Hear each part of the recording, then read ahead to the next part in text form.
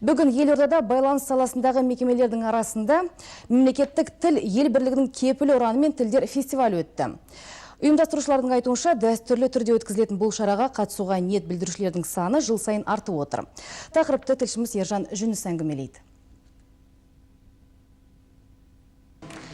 Мемлекеттік тілді жетік меңгеріп, оның қолданыс аясын қызмет бабында кеңінен пайдалану байланыс саласының мамандары үшін аса қажет. Себебі олар бұқара халықпен тығыз қарым-қатынаста жұмыс істейтіндіктен тілдік кедергі орын алмауы тиіс. Қостанай, Жітіқара, қазақ тілі атада қалған асыл мұра. Ұлтым орыс болса да ағайын, сөзімен, ойымменің тек қазақша. Байқауға қатысушылар тіл меңгеру сайысынан бөлек ұлттық дәстүрлер мен әдет-ғұрыптар, театрландырылған қойылымдар бойынша сынға түседі. Сайыс соңында қатысушы топ ұжымда орын алған ең күлкілі оқиғаны көрініспен жеткізулері тиіс. Биыл 4-ші рет өткізіліп жатыр осындай фестиваль.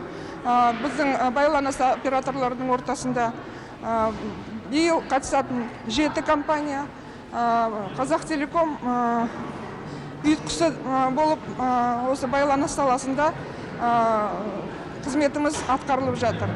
Топтық таныстыруды тақпақпен бастап, әнмен жалғастырған Қазақтелекомдықтар мемлекеттік тілмен қатар сахна тілінде еркін меңгергендіктерін аңғартты. Әртүрлі ұлт өкілдерінен құралған топ алғашқы сайыстан-ақ көрермендерді өнерімен тәнті етті. Осы фестивальде бірінші рет қатысып тұрмын, алғашқы рет. Қазақтың дос-балаларымен балада жұмыста үйренгем. Сол фестиваль өте қуаныштымын қатысқаныма. Қазақ тілін үйреніңдер. Біз Қазақтелеком бірінші орын аламыз, соған сеніп тұрмыз.